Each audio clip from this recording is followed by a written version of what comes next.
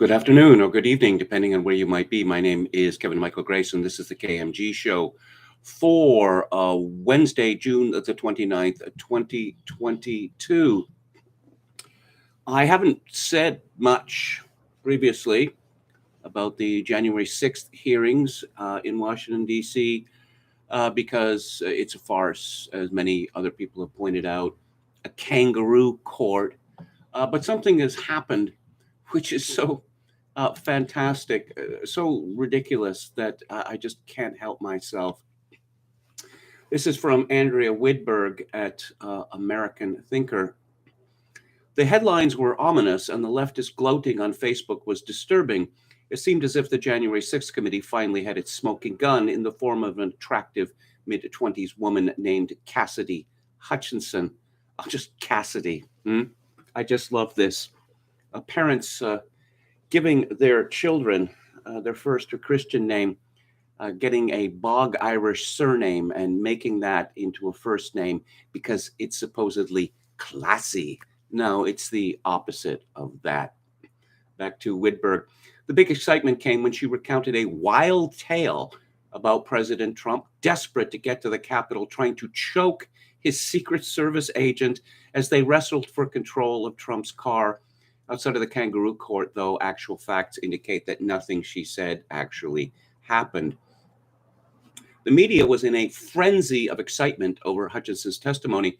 Among other things, she testified that when the Secret Service informed Trump that there were armed people with everything from rifles to bear spray at the Stop the Steal rally and asked to limit the crowd, Trump pushed back. I don't effing care that they have weapons. They're not here to hurt me. But the real bombshell was some hearsay Hutchinson offered. She claimed she learned the following from Tony Ornato, Deputy White House Chief of Staff for Operations. Quote, when Trump was told it was not safe to go to the Capitol, the riot was already underway. He was quoted saying words to the effect of, I'm the effing president, take me up the Capitol now. Then he reached up to the front of the vehicle to try and grab the steering wheel. Robert Engel, the head of Trump's security detail, grabbed his arm and said, sir, you need to take your hand off the steering wheel. We're going back to the West Wing. We're not going to the Capitol. With his free hand, Trump lunged at Engel, and Ornato gestured toward his clavicles, suggesting Trump went for Engel's throat, unquote. There was more, of course, all sorts of gossip and tittle-tattle, but that bit about Trump turning into a wild man and trying to beat his way through the Secret Service agents in the car to grab the steering wheel and take control was the biggie. My Facebook page, on which I have a lot of friends from my past life in Democrat enclaves, exploded with glee, with many claiming Hutchinson was a new American heroine. Yes, Trump is insane. What did Neil Cavuto at Fox called him? Unhinged, based on this hearsay, because these people, they never lie about Trump. They've never been known to lie about Trump. What are they going to accuse Trump of next? Being behind the Kennedy assassinations, the Wall Street crash, the kidnapping of the Lindbergh baby, perhaps? Back to Widberg. What all these leftists in the media now forgot is that a kangaroo court doesn't get to the truth. It is instead a forum for promoting lies. After all, in a court of law, Hutchinson would never have been allowed to get away with quoting Giuliani and other unnamed people in the office or recounting the narrative about a frenzied Trump fighting for control of his armored car. Every bit of it, and most of the other things she testified to, is hearsay and inadmissible. There's a good reason for hearsay's inadmissibility. Hearsay is inherently unreliable, subject to specific exceptions in a proper proceeding, one hedged about with due process protections. Unless it comes from the horse's mouth, it's kept out lest it prejudice the defendant, and Trump is a defendant here, despite his being denied any opportunity to cross-examine witnesses or present his case. In this case, Trump's story is manifestly true and Hutchinson's hearsay version a lie. A single illustration of the vehicle in which Trump drives proves the fact. There is no way he could get to the steering wheel because the driver is isolated from the passengers. And Jack Posobiec has a graphic of the vehicle, which is known as the Beast. And here is indeed visual proof that this could not have happened. Whitberg says, moreover, after claiming for years that Trump was a barely mobile blob of fat, it's pretty hard to believe Democrats now claiming he's turned into a berserker possessed of manic strength. Also, the claim about the armed mob is a joke, too, given that of all the charges the DOJ has managed to pull together against the people who wandered through the Capitol after masked men pulled down the no trespassing signs and Capitol Police held the doors open, not a single one of the alleged attackers were armed. You don't just need logic to discount Hutchinson's laughable claims. There's going to be direct non-hearsay evidence, too. Both Bobby Engel, who is the lead Secret Service agent protecting Trump, and the driver of the car in which Trump traveled are ready to testify under oath that none of Hutchinson's wild hearsay claims are true. Trump, too, pointed out how ridiculous her claims were, along with saying that her reputation for being a phony and leaker led him to refuse to have her come to Mar-a-Lago after he left the White House, a statement that may well explain her incredible vindictiveness. There is a legal adage, falsus in uno, falsus in omnibus, which means that a person who is false in one thing is presumed to be false in everything. Cassidy is a very young woman, which also certainly means she was a lowly flunky, and she's clearly excited to get her 50 minutes of fame, repeating unreliable gossip. What she really deserves, though, is to be ignored into oblivion.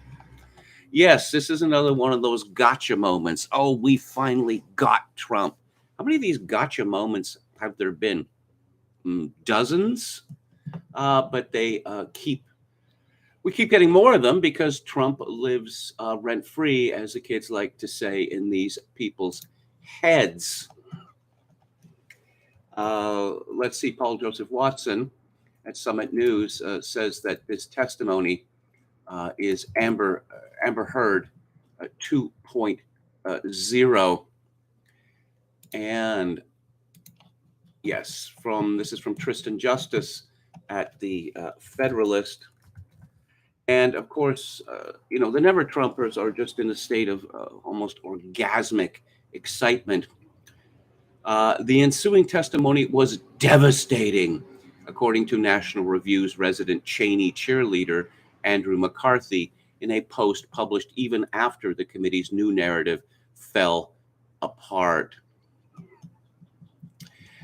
Yes. Oh, speaking of blaming Trump for things, Steve Watson at Summit News. A talking head on CNN suggested Tuesday that President Trump was to blame for 9/11, a Freudian slip during a discussion about the latest developments in the January 6th show trial. Republican strategist Alice Stewart declared, "I think it has not been good for the former president. I think we've made a case that he was responsible for 9/11. Stewart quickly corrected herself, noting, or January 6th, adding he should not have been pushing the election lies. Democrats, including Kamala Harris and Nancy Pelosi, have repeatedly compared the events of January 6th, 2021 to the terrorist attacks of September 11, 2001, where close to 3,000 people were killed. Families of those who died in the 9/11 attacks have slammed Democrats for repeatedly comparing the worst terrorist atrocity in U.S. history to the January 6th Capitol building infiltration, saying that the rhetoric is inflated and ridiculous. Let's go to the chat. Brian Frake said, on a recent visit to my decrepit old hometown, I saw a mounted policeman. Hello to Ann Run, Hauper, David the Gnome, Don Willis, John S., Palcasso 88. Dan, John S., who says, y'all need to try roasted broccoli if you haven't. Anran says, I wish this farce was being chaired by actual ruse.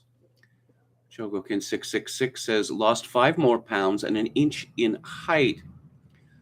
Weapons, there were none at the Capitol, right? Asks Anran. Well, if there were weapons at the Capitol, we would have seen it.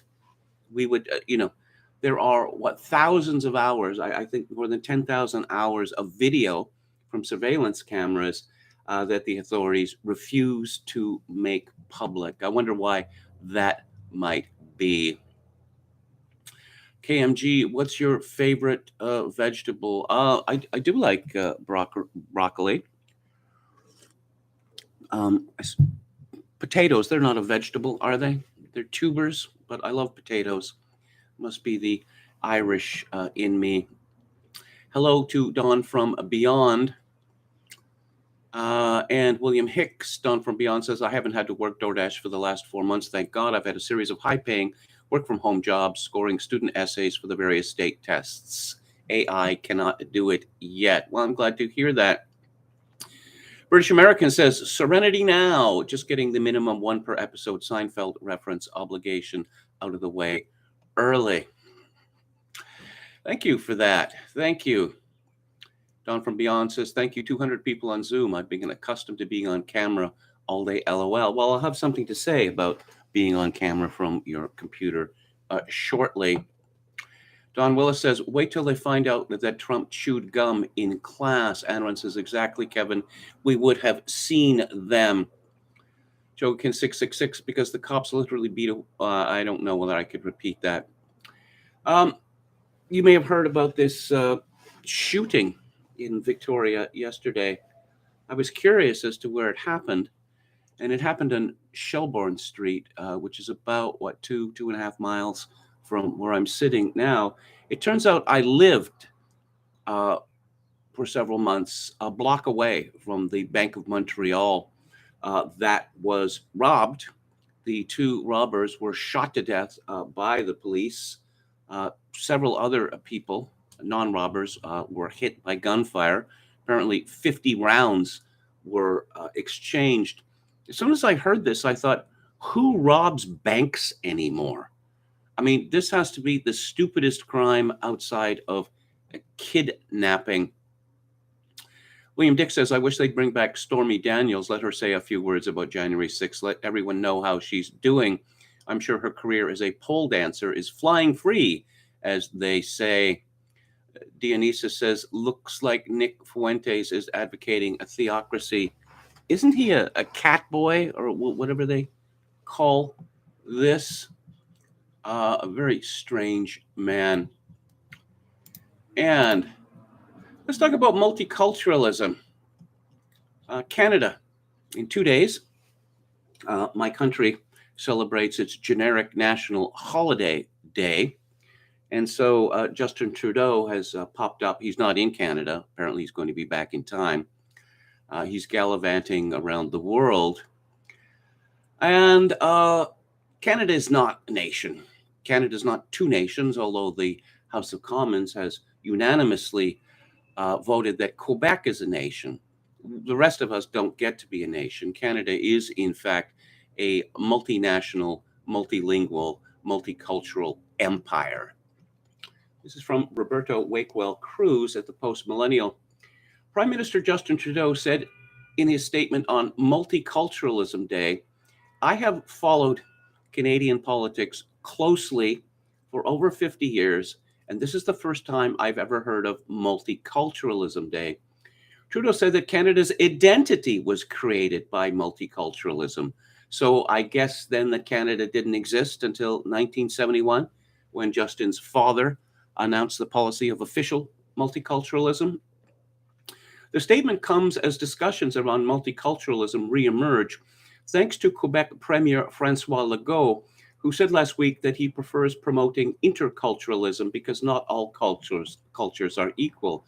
Bravo, Premier Legault.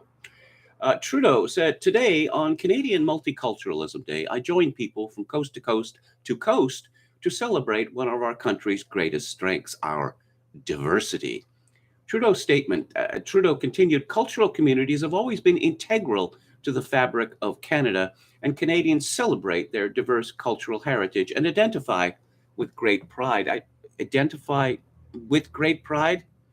This fellow's not very good at English. Our multiculturalism makes us who we are as Canadians, and many cultural communities have a long history of contributing to our country. As Canadians and partners, we acknowledge that First Nations, Inuit, and Métis have called these lands home for millennia. No, Métis have not, because Métis is a term used to describe the interbreeding of white colonists with Indians.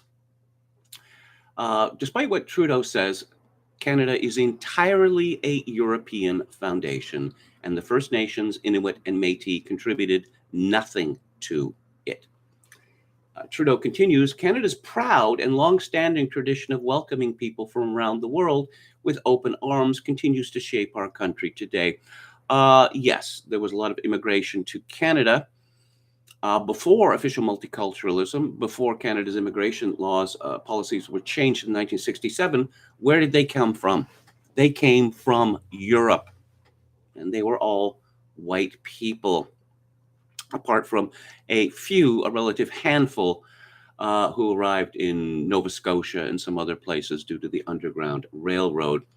Trudeau continued, last year the Government of Canada welcomed over 405,000 new permanent residents into the country, the largest number of newcomers to Canada in a single year, surpassing the previous record from 1913. Yes, when we were opening up the prairies to farming. There's no new land to open up in Canada because few people want to live in the vast frozen wasteland, which is most of Canada. Canada was also the global leader in resettling refugees in 2021, helping them establish roots, ho-ho, very satirical, and start a new life here. All across the country, newcomers start businesses in their communities, volunteer to help those who need it, and contribute fully to our local economies. Canada is better for it.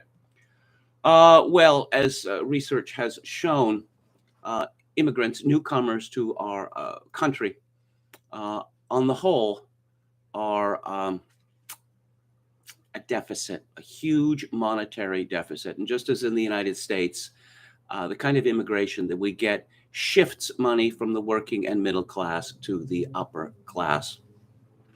Trudeau's statement also included a paragraph on equity and anti-racism activism. The government is building on Canada's global reputation as an open and compassionate society. Yes, foreign countries, Africa, South America, and Asia, they think about little else than Canada's global reputation. I get the impression that people like Trudeau, they think if they keep repeating this, they'll be able to meme it into existence. Well, we have much to celebrate, and where's the but? Many Canadians still face systemic barriers and discrimination based on the color of their skin, their background, or their faith, and we recognize there is still more work to do to achieve a truly equitable country. Note he didn't say equal, but equitable.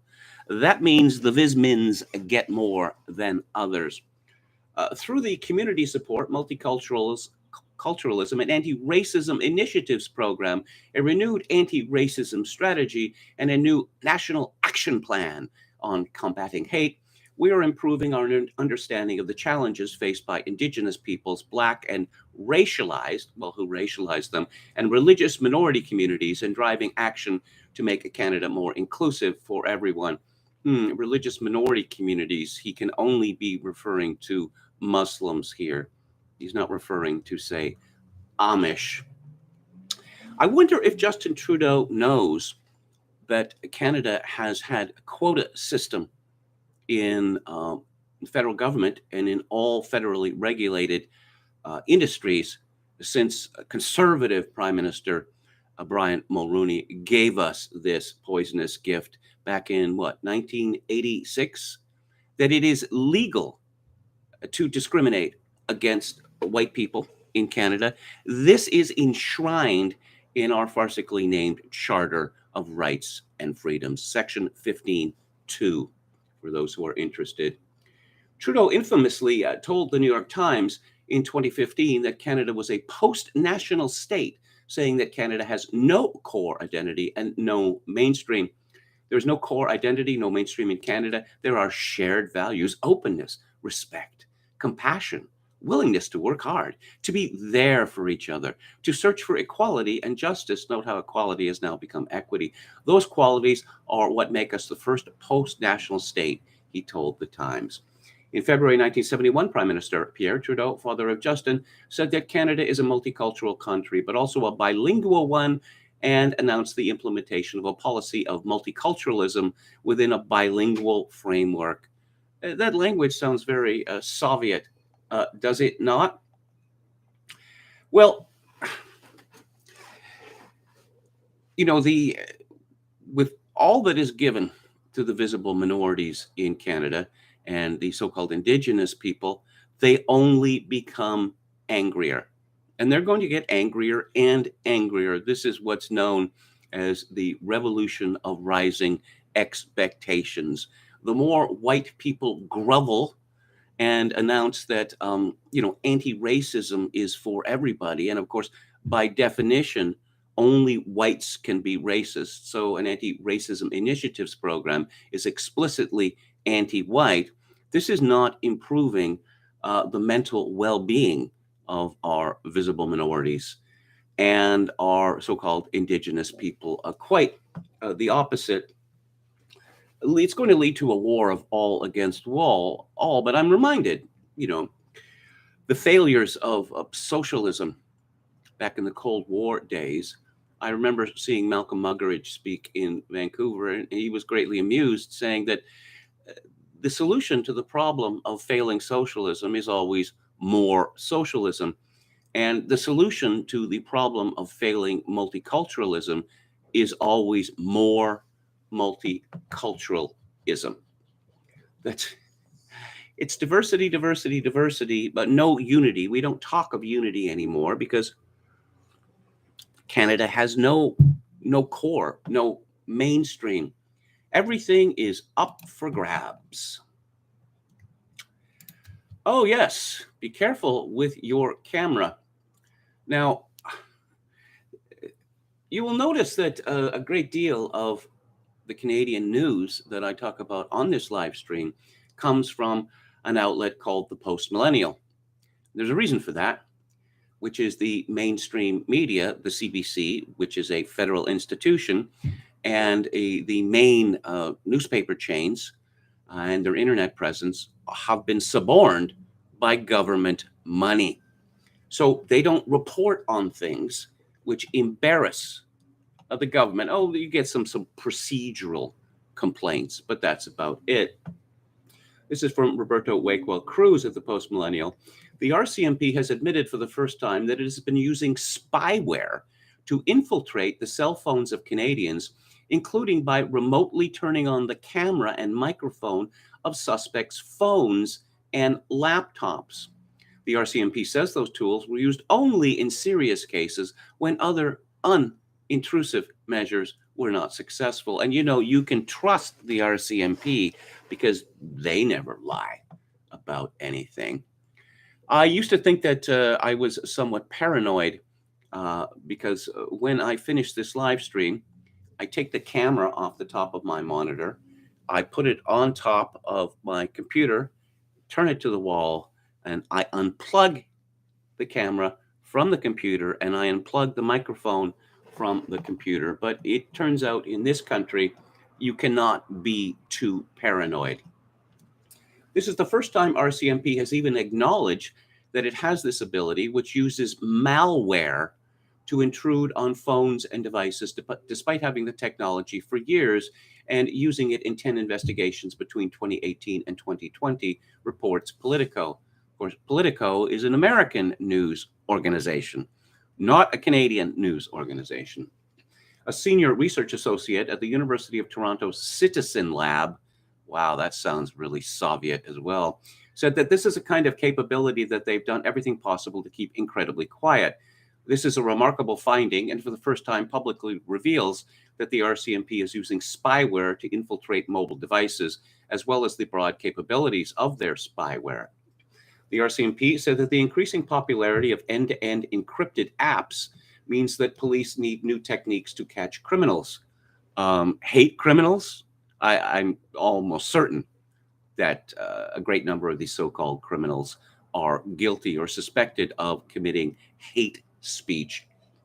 The RCMP admitted to their spying on Canadians in a document in the House of Commons after a question from a Conservative MP on what government programs gather data from Canadians. The spyware techniques were used by the RCMP's Covert Access and Intercept team. The team says it gathers data that can't be obtained using traditional means and instead opts for the use of spyware, or as they call it, on-device investigative tools. These tools can gather pictures, videos, calendar entries, financial records, audio recordings of private communications, and other sounds within the range of the targeted device, and photographic images of persons, places, and activities viewable by the cameras built into the targeted device. The RCMP said that those tools are only used during serious criminal investigations that involve national security. Well, apparently a bunch of trucks being parked in Ottawa was a national security crisis. So you can understand where this is going. The document says that it needs spyware because traditional methods of wiretapping are less effective than they were before. In less than a generation, a high number of Canadians migrated their daily communications from a small number of large telecommunications service providers, all of which provided limited and centrally controlled services to customers, to countless organizations in Canada and elsewhere that provide a myriad of digital services to customers. That decentralization, combined with the widespread use of end-to-end encrypted voice and text-based messaging services, make it exponentially more difficult for the RCMP to conduct court-authorized electronic surveillance. Just a marker on Canada's slide to, well, what used to be called soft totalitarianism. That's what people were calling it in the 1990s, which is increasingly becoming hard totalitarianism. Let's go back to the chat. Okay, scrolling up. Fuentes' closet has a screen door, says John S. Okay.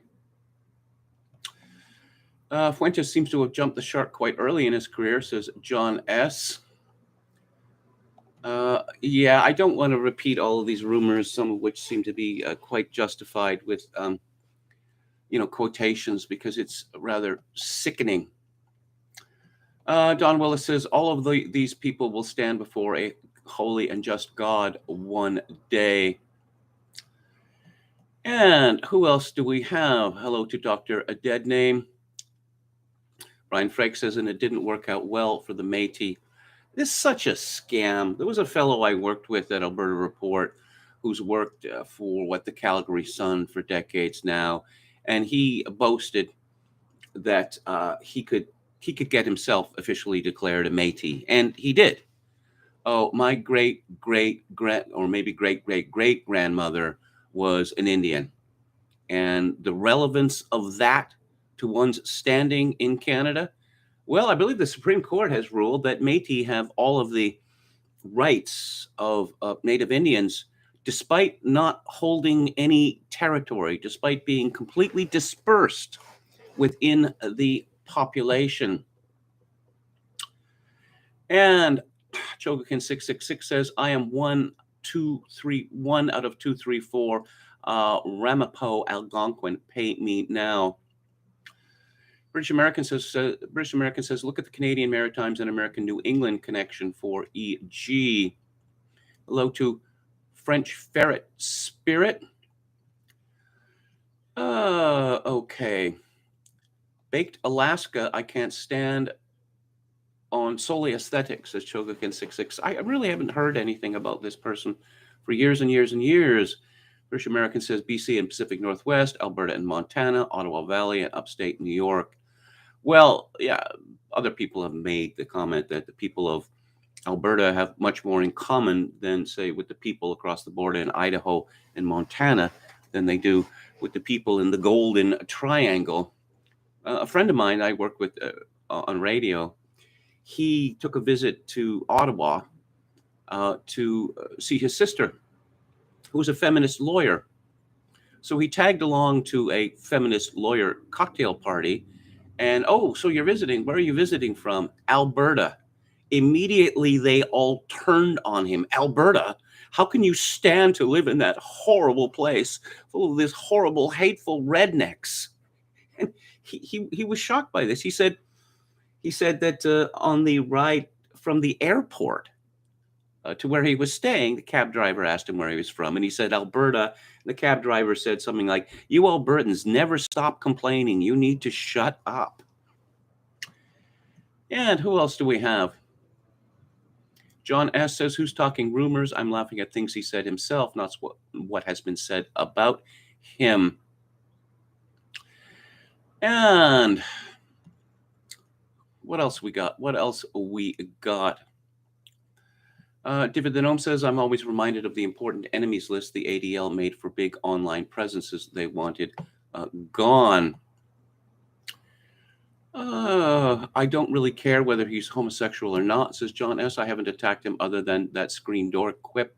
If that's more than a would-be politician can handle, his movement is going nowhere. Does the RCMP still do the musical ride, says Brian Fakes. Indeed they do, but the goons who were smacking people around and knocking old ladies to the ground in Ottawa associated with the Freedom Convoy, they were members of the musical ride. And they were boasting about all the overtime they were getting and the great meals at the Chateau Laurier, I believe, which is where they were put up. Yes, the RCMP is not popular in the West, particularly not in British Columbia. It is RCMP policy that they station officers not where they are from. So RCMP officers in British Columbia and Alberta, they're foreigners in effect. And they don't like us here. And they behave appallingly. It is very difficult. There's two punishments for RCMP officers who misbehave. One is dismissal, and the other is a 10-day suspension. And so for really amazing things that RCMP officers have done in British Columbia, for instance, getting drunk on duty and smashing into a school bus, 10-day suspension. Caught fapping in a patrol car, 10-day suspension. And who else do we have here? Hello to Oscar Toe. Apologies for the right-wing gossip, KMG, says John S. Okay. So now I want to talk about, oh, yes. Let's talk about the airlines crisis. We have one in Canada. We have one in the United States. Apparently, I'm now able to get on a plane if I wanted to, but spending any time at Pearson Airport in Toronto, I mean, if you're going further than that, you go through Pearson. Apparently, it's descending into one of Dante's circles of hell. Terry Paulding writes at the American Thinker, every night I hear a report on the network news announcing the number of flights canceled. If it's a slow news day, reporters might interview a couple of irritated, stranded travelers. Thousands of flights are axed on any given day. Many more are delayed. Newsreaders just read the report without any substantive questioning about why there's suddenly a great shortage of pilots. The weather is the only excuse ever offered, and that doesn't work when there are no storms slowing things down. What's going on? We've never had a pilot shortage before. We may currently have more air travelers needing flights than a year ago, but not more than before COVID.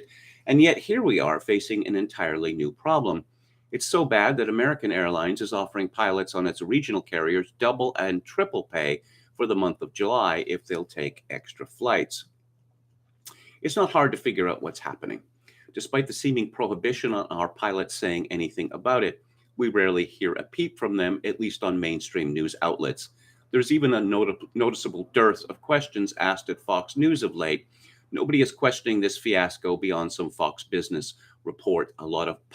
Fox Business reports a lot of pilot retirements. It just is, apparently.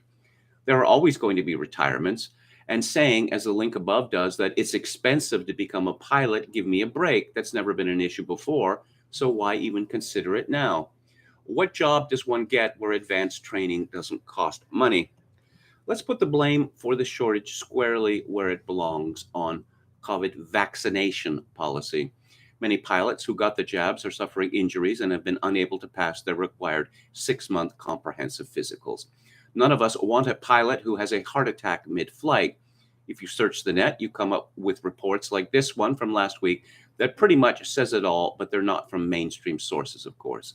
Such reports are forbidden fruit for widely heard reporters. There's also the flip side.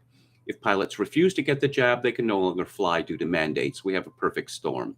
If pilots are vaccinated, many can't fly because of vaccine injury, a state far, far more common than our government would lead you to believe. They are desperate to keep that fact hidden.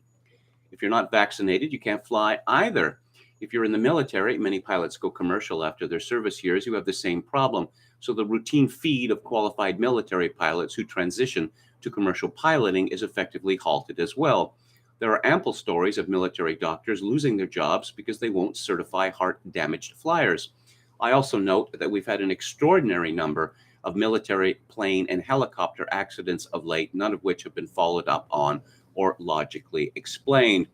Finally, I remember much talk earlier in the Biden administration about a push to certify more and more minorities, whether they are qualified candidates or not. This was big news for a brief while. I don't know whether that push has continued, but if so, it might make a difference. I can only guess. Are airlines afraid they'll get in trouble for certifying too many non-minorities? If we continue to allow the government and tech giants to run roughshod over our rights, censor the truth, and disallow open dissemination of important information, while forcing nonsensical medical interventions on our people, we will lose everything we hold sacred. There must be more people brave enough to report real news on mainstream platforms. This story is but one of many that need our attention. The ramifications, once more people connect the dots, will hopefully lead to further exposing the sick program we've been fed over the last several years. Only then can we end it. And yes, hey, remember COVID? Remember the lockdowns? Remember the vaccine mandates? Remember the masking? Those were good times, right? Wendy Leung at the Globe and Mail reports fears of a COVID-19 summer surge prompt experts to call for a return to masking. Some people just love being slaves. And here's something about what I like to call the hoax of the century.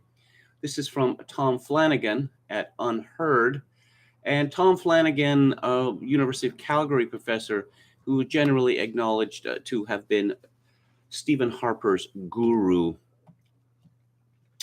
On May the 27th, 2021, the chief of and I'm just going to call it the Kamloops Reserve. I'm not going to attempt to pronounce this ridiculous made-up script.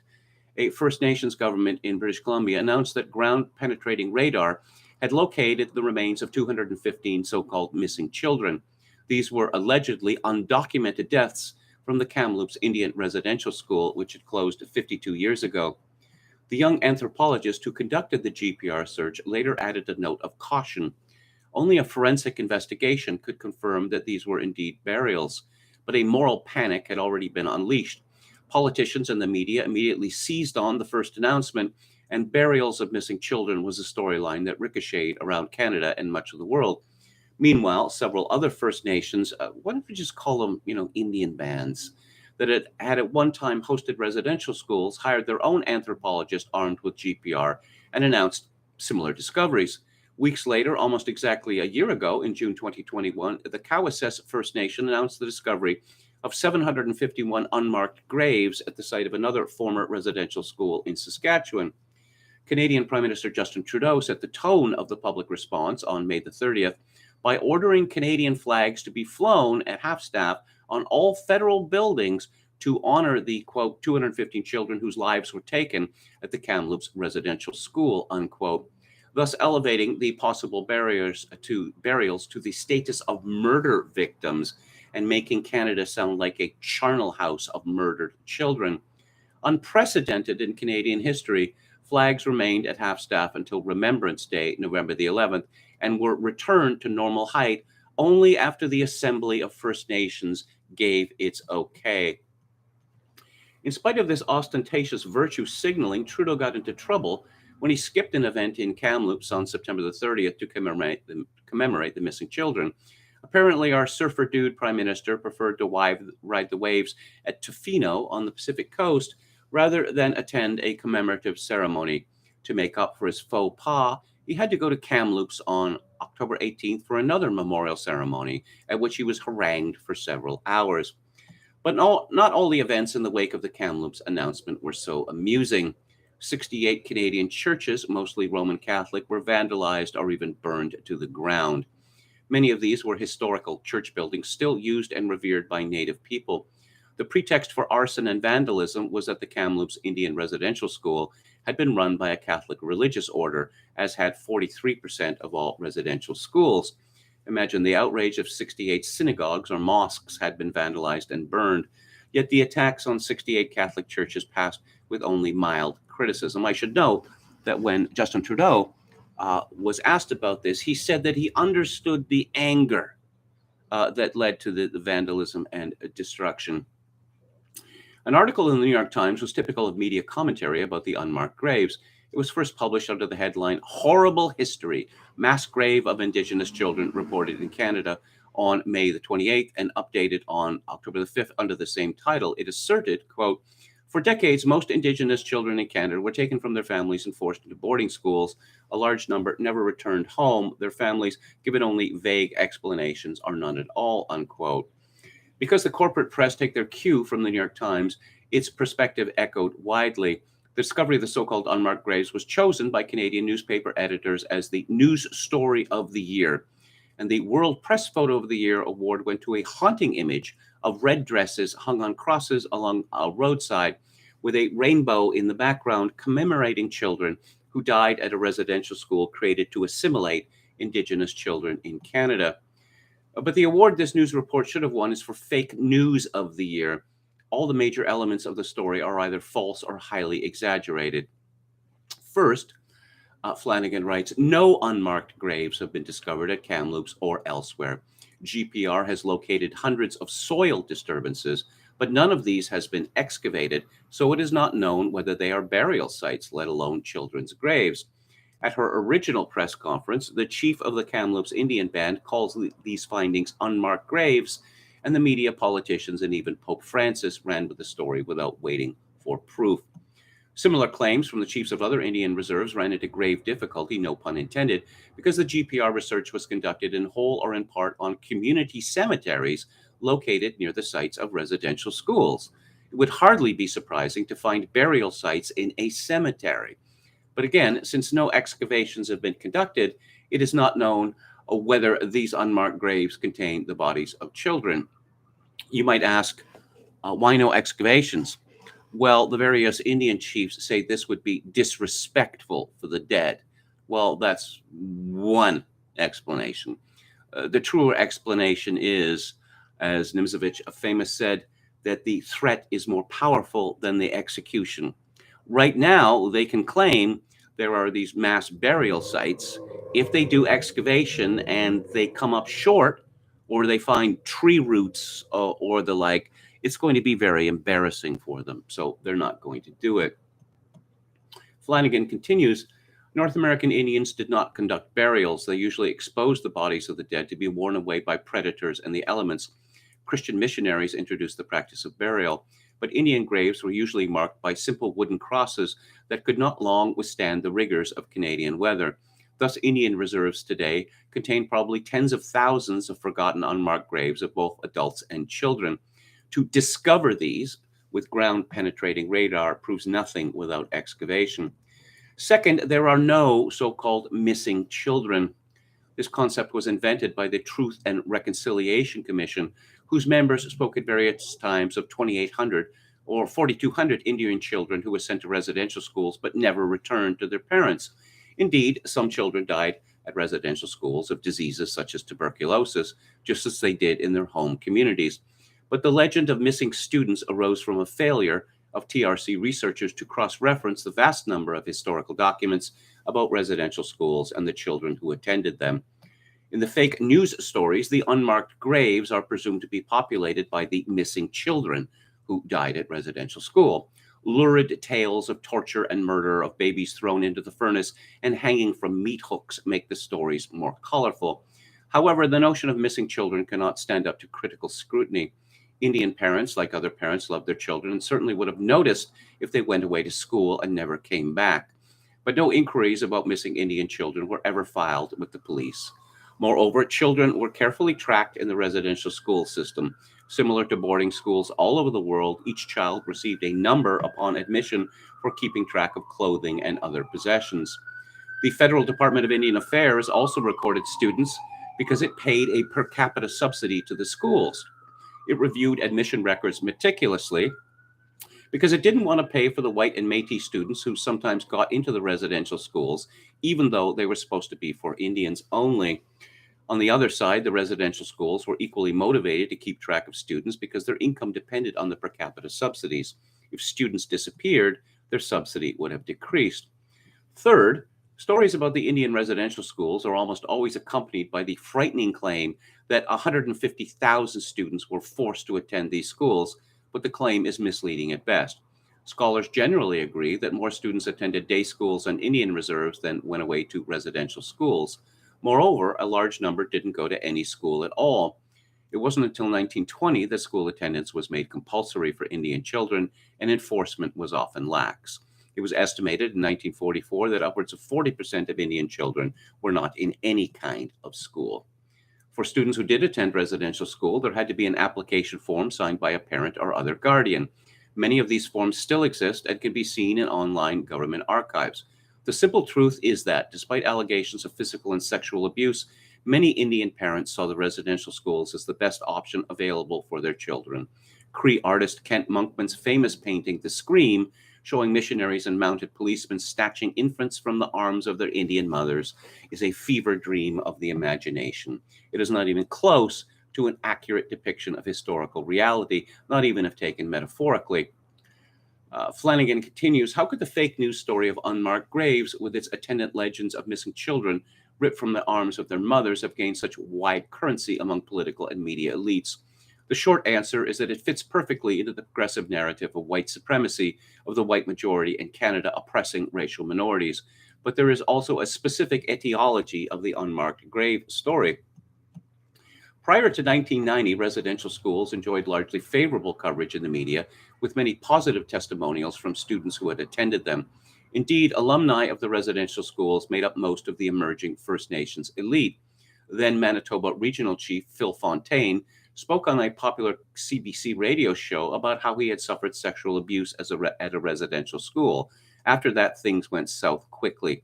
The Royal Commission on Aboriginal Peoples wrote critically about the schools, 2 historians wrote influential books, and lawyers launched multiple class actions on behalf of residential school survivors, claiming damages for physical and sexual abuse, as well as loss of language and culture at the schools. I'll just mention here that when I was a talk radio producer, I booked many Indian leaders, local and national Indian leaders.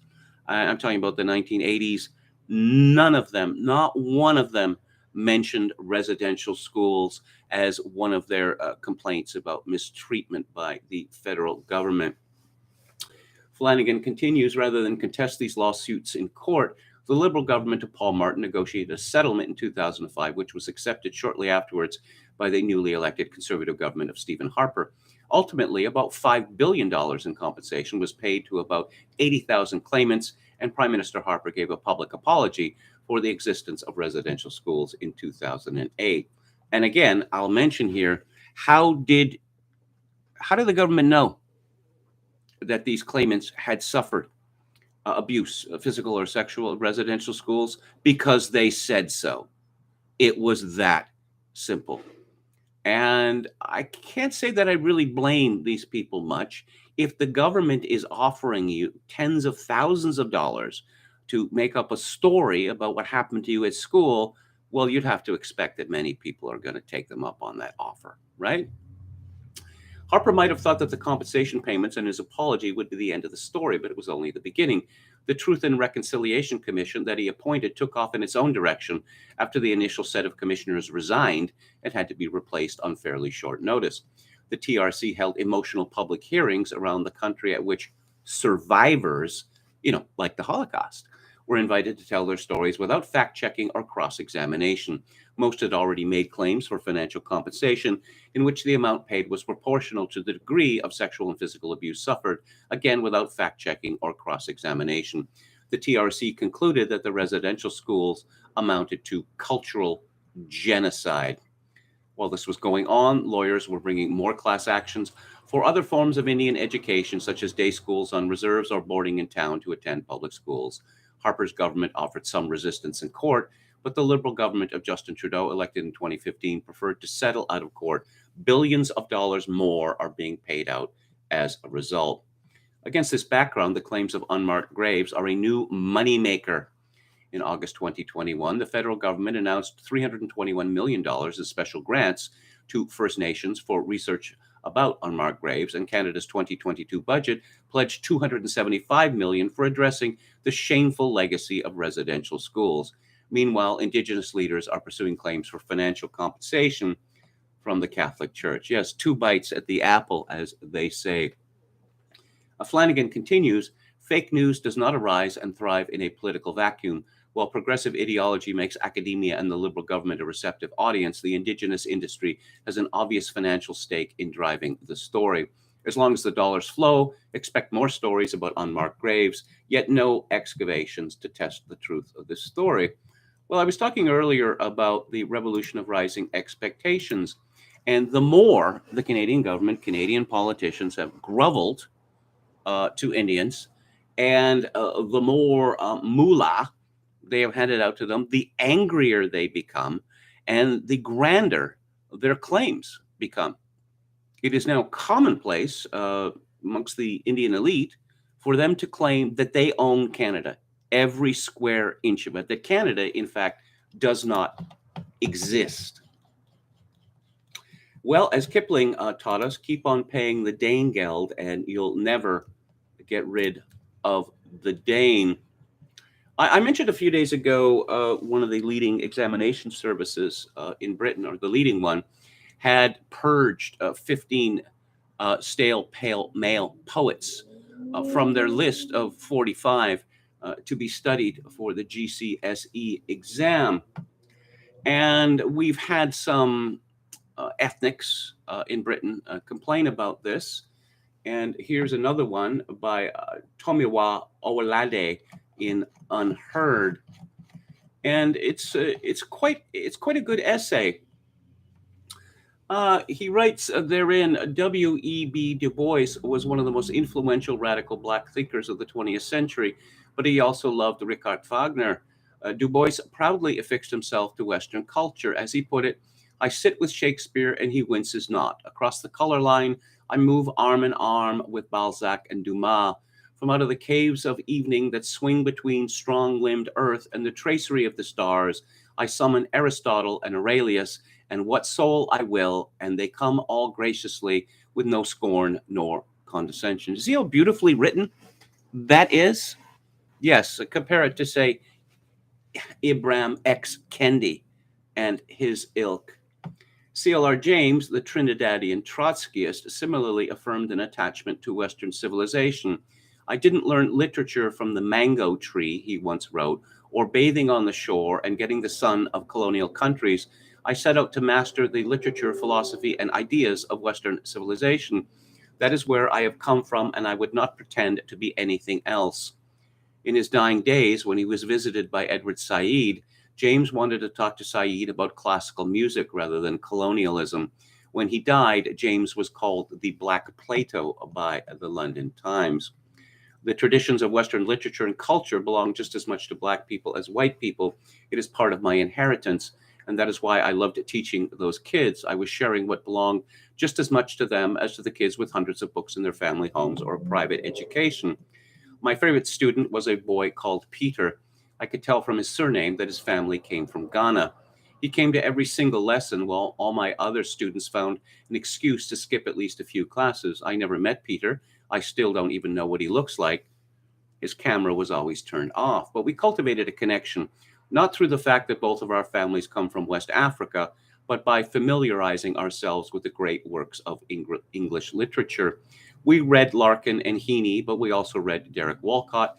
We read snippets of prose to George Orwell and Toni Morrison and James Baldwin. The priority in studying James and Morrison was the elegance of their sentences, the effect of their imagery, and the sophistication of their tone. When we did approach the topic of racism, we had a foundation to build on. And all the time, I never felt the need to decenter white male authors or slap on diverse voices for the sake of it. I was simply guided by what has moved me since I was a boy and continues to move me now, the transcendent beauty of great art. Well, a very pleasing essay, but it's my opinion that Olo Owolade is very much in the minority here. That white literature is, in essence, it's an expression of white supremacy. It is racist, and old means bad. We don't want to study Dickens or even George Orwell because they lived such a long, long time ago, and they have nothing to offer us moderns, apparently. But I came across this reference, which amused me. The poetry critic Jeremy Noel Todd argues in a piece for the New Statesman that someone like Philip Larkin should be replaced by the Nigerian writer Wole Soyinka. He writes that as a white teenager growing up in rural Norfolk in the 90s, I wish my teachers had taken the chance to talk about the Soyinka poem in class, because the Nigerian poet might have helped us to understand structural racism as the scaffolding of the home country we took for granted. Oh, I see. As a white teenager growing up in rural Norfolk in the 90s, he was obsessed with structural racism. Was he? No, he wasn't. He is making that up. If Noel Todd wants to argue Soyinka is as good a poet as Larkin, fair enough, but his argument doesn't reference art or merit. He is treating poetry as a subset of sociology, arguing that we should read non-white poets because they offer us insights into social and political issues. Well, okay. I can cheer myself up at any time. There's two phrases I use. There was a commercial that ran, in the 1970s, for the consortium of Idaho and Oregon potato growers. And their slogan was, all righta. You see, I'm laughing already. But the other way I can cheer my up is saying the name of this Nigerian writer, Wole Soyinka. It's just so musical. It always makes me laugh. And let's see. Let's look at Alex Berenson's Substack on COVID schools and the death of the liberal expert class. The New Yorker just ran a second big negative piece on Ron DeSantis in a week, proof of how much the woke media fears the governor of Florida. The article is nominally about DeSantis' support for age-appropriate teaching of gender and sexuality in public schools, or as the Democrats like to call it, don't say gay. The wokesters have not figured out that label is not quite the devastating comeback they think.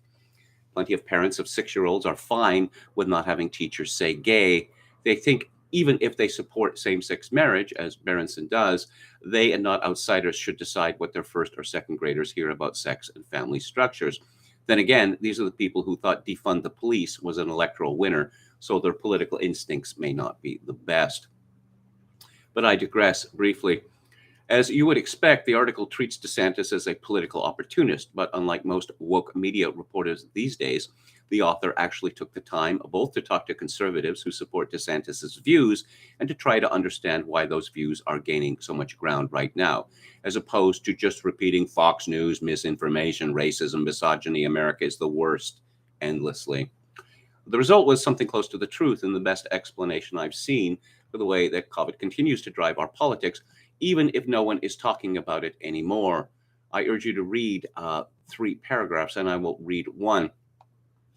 When I asked Republican activists and operatives about the rise of the school issues, they told a very similar story, one that began with the pandemic, during which many parents came to believe that their interests in keeping their kids in school diverged with those of the teachers and administrators. As Roberts, the Heritage Foundation president, put it to me, parents who were in many cases apolitical became concerned about these overwrought lockdowns, and then when they asked question after question, there was no transparency about them, which led them to pay more attention when their kids were on Zoom. They overheard things being taught. They asked questions about curricula. They were just stonewalled every step of the way. The battles regarding the COVID lockdowns, Roberts told me, opened the way for everything that came after. That is the key thing, he said. It started with questions about masking and other aspects of the lockdown. Berenson comments, the problem for Biden, for Alexandra Ocasio-Cortez, for the New York Times, for all the people in Park Slope who went to the right schools and believe in the current thing and know paradise is just around the corner, if only we raise our taxes a little more, is that the government, guided by experts, hasn't had a great couple of years, to say the least. The profound failure of lockdowns and now vaccines has woken many average folks to the dangers of bureaucratic overreach, expert overconfidence, and authoritarianism in the name of safety. They took our rights. The media and public health authorities would like you to forget the closed playgrounds and shuttered malls and mask mandates of 2020 and the vaccine mandates of last fall. They want you to forget that for a while, the federal government tried to take the right to work from tens of millions of unvaccinated people. State and local governments went even further, and countries like Canada and Australia further still. Until 10 days ago, Canada did not allow unvaccinated people on planes, effectively curtailing their right to travel in a country that stretches more than 4,000 miles from British Columbia to Newfoundland. And they took our rights for nothing. You and I know that everything they did failed. The proof sits in super cold freezers where millions of vials of mRNA shots, the greatest medical breakthrough since fentanyl, sit slowly decaying. The proof is in the hospitals and pharmacies that are not offering those jabs to kids under 5 because demand is near zero. And maybe because some of the physician administrators who make millions of dollars a year running those hospitals know in their hearts that the risk-benefit analysis for mRNA shots for kids is all risk and no benefit, and actually want to do the right thing for once. Not enough to say publicly, let's not get crazy, but enough to make the shots a little harder to get. And Dr. Anthony Fauci, double boosted Anthony Fauci, gave us more proof today. Headline from Bloomberg, Fauci suffers COVID symptom rebound after course of Pfizer's Paxlovid. It couldn't have happened to a nicer megalomaniac. This is your excuse to retire, Tony. You got yourself the long COVID. So no, I don't plan to let COVID and the vaccines go anytime soon. Those of us on Team Reality can't let the Faucis of the world run from their failure. We can't pretend it didn't happen. No mulligans here, especially because the mRNA shots may have long-run risks we are just beginning to see. He concludes, reality is the problem for the left. Reality wants a course correction, and in 4 months, voters are set to deliver that message to the Democratic Party with a foghorn blast. Well, one can only hope. Let's take a look at the Daily Skeptic. And yes, from Will Jones, Anthony Fauci gets COVID again after Paxlovid rebound, feeling much worse. Nick Bowler report asks the question, what's behind the worldwide drop in birth rates 9 months after the vaccination rollouts to younger people? France to extend vaccine passport entry requirement until March 2023. You just never give up on failure. Never give up. Never surrender. And let's go back to Tainter's The Collapse of Complex Societies, where he's discussing the collapse of ancient Mayan civilization. There was a system that was costly in human labor, although we have no written records of the status of the support population as we do for the later Roman Empire. Archaeologists have recovered the physical remains of the people themselves. In many ways, these mute remains speak clearly about the conditions of the times. In 1965, Gordon Willey and his colleagues noted that the human skeletal remains from a Barton Ramey became over time increasingly fragile and lacking in robustness, suggesting that the dense populations of the area may have been at or above their subsistence capacity. They proposed there was a growing crisis in food supply that climaxed in the late Classic era. Once again, the massive database provided by the Tikal project has proven informative. By about AD 1, market stature differences had developed at Tikal between tomb, higher status, and non-tomb, lower status segments of the population. By the early classic, tomb populations averaged 7 centimeters taller, suggesting preferential access by the elites to nutritional resources during the childhood growth years. Yet during the late classic, both groups were affected by the stresses of the time. Stature among males declined markedly in both the tomb and non-tomb segments. Nutritional deterioration seems to be implicated. It is noteworthy that females were not so affected, where their stature showed no reduction. A large burial population has also been analyzed from Altar de Sacrificios. At this site, from pre-classic times on, there was a high and continuing incidence of malnutrition and or parasitic disorders and perhaps childhood infection. There was a very high frequency of several varieties of anemia indicated by a degenerative bone condition called porotic hyperostosis. Childhood growth interruption is reflected in enamel hypoplasia of teeth. Pathologic lesions occurred in moderate numbers. Male stature decreased between the pre-classic and classic periods. Females, again, show no such pattern, while life expectancy declined abruptly in the late classic. There is evidence for a high frequency of vitamin C deficiency and resulting scurvy. The pathologies evident in the population were debilitating, often on a long-term basis, and would have impaired normal functions. More recent research, directed by William Sanders at the site of Copan, corroborates these findings. Both infectious and nutritional diseases were more prevalent in Copan's rural areas, but may have been more severe in the city. Urban residents died significantly earlier than did their rural counterparts, and the average age at death of city dwellers declined in the late classic. The lower class population was unhealthy and even experienced an unusually high number of deaths among older children and adolescents. In most populations, such young persons die infrequently. Late pre-classic and classic Maya populations were clearly under stress, and this condition apparently worsened through time. It is tempting to draw parallels to the impoverished, overtaxed peasants of the later Roman Empire, except that the Roman records pertain to only the last 300 years or so before the fall of the Western Empire, while the Mayan data cover nearly a millennium. The factors that led to the Mayan collapse can now be assembled in a systematic framework. The stresses and pressures of the pre-classic and classic periods set in motion a dynamic, interlinked system of competition and warfare, support of an elite hierarchy, investment in monumental construction, hydraulic and agricultural engineering, and administration of growing regional domains. The costs of supporting this system fell entirely on the agricultural support population. To be sure, this growing investment in complexity must have had benefits, for a strategy pursued for 1,200 years or more and intensified through time cannot have been entirely unsuccessful. Yet it is also clear that the marginal return on this investment deteriorated over time. Ever-increasing investments in warfare, complexity, monumental construction, and agricultural intensification yielded no proportionately increasing returns in the health and nutritional status of the populace.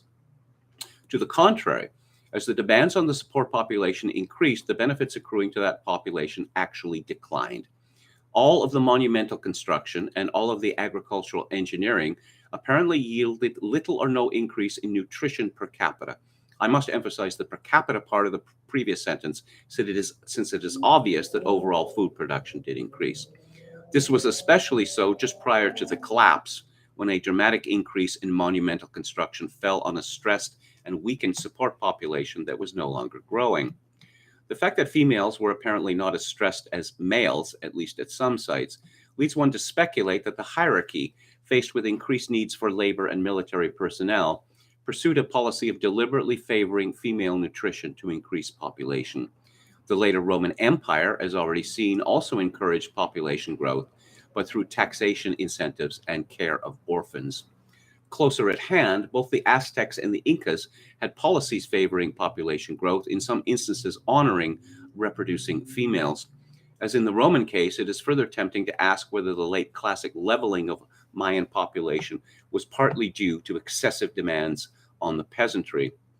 Mayan society of the pre-classic and classic periods then evolved along a direction of increasing investment in complexity and declining marginal returns for that investment. By the latter part of the 8th century AD, the populace supporting Mayan civilization was so weakened that the society was ripe for a stress surge. Although conflict was an intrinsic aspect of Mayan life, By the time of the collapse, military conquest would not have provided even a temporary respite from their problems. The acquisition of larger territories would by this time have only meant greater impoverished populations to support, so that the marginal return on evolution to larger states would have been small. Whether the final push was from invaders, environmental deterioration, withdrawal of peasant support, internal conflict, or some combination of these, the fact of the collapse is no surprise. It was a predictable adjustment to an otherwise insolvable dilemma. Over the short term, the collapse probably resulted in an improved standard of living for a peasant population suddenly relieved of the burden of supporting a hierarchy. In the long run, though, the agricultural population was itself decimated. The fact that there was no population recovery seems to indicate that the lowlands environment had deteriorated under intensification, and or that the intensive agricultural systems could be maintained only with the hierarchical management that was by now proven infeasible. As archaeologists are beginning to realize, while this was a political and demographic disaster of the greatest magnitude, it was not the end of Mayan civilization. The northern Maya lowlands were not affected by the southern collapse and indeed grew in strength. It now appears that there was much cultural continuity between the southern lowlands and the Puuk sites and even Chichen Itza to the north. The major transformation in Mayan civilization came with the demise of Chichen Itza and the rise of Mayapan in the 13th century. And tomorrow on this stream, I will begin discussion of Tainter's account of the Chacoan collapse. And let's take another look at the chat. Here we go. Quachalango says, KMG got a room? Was that a question? Well, this is my room. God knows for how long. My heart beats fainter without my daily tainter, says Halper. Okay. Hope nobody got the car owner virus, says system analyst. Just the number of commercials for CarShield and other such companies that run on MeTV, it's telling me something. It's telling me that people are giving up buying new vehicles or new used vehicles because of their expense. And they're investing in these mechanical insurance programs because they're determined to eke out as many miles as possible from the vehicles that they own now. Oscar Toe says, I have to remember to thank Chad Chadson for his service as a moderator. I thought Palcaso 88 was joking, but I guess he really did get a job. Yes. And Zoom wears a man down, says Oscar Toe. Does KMG like James Joyce? Ask Halper. I suppose some of his early stories. Ulysses? No.